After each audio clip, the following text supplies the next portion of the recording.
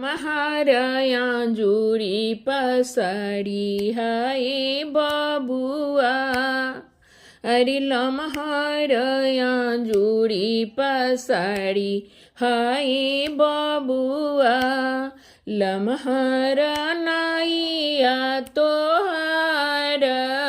ए लमहर नाइया तोहार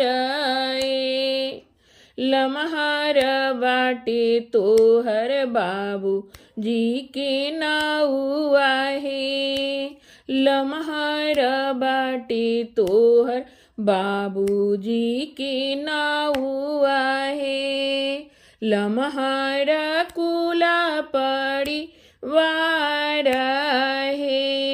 लमहर कुला परिवार है लमहर जुड़ी पसाड़ी हाय बाबुआ लमहर जुड़ी पसाड़ी हाय बाबुआ लमहर नाइया तोहार